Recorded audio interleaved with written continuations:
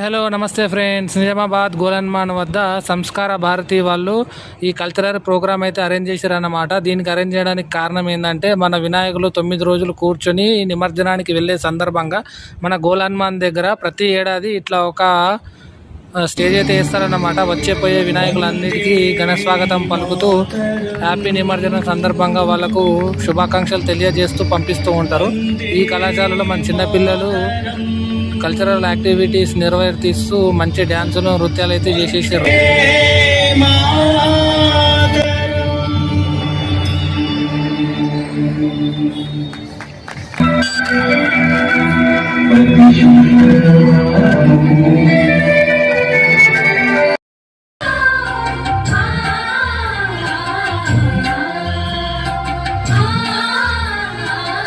చూసారు కదా ఫ్రెండ్స్, ఇక మన వీడియో కనుక నచ్చినట్టయితే లైక్, షేర్, సబ్స్క్రైబ్ అయితే చేసేసుకోండి.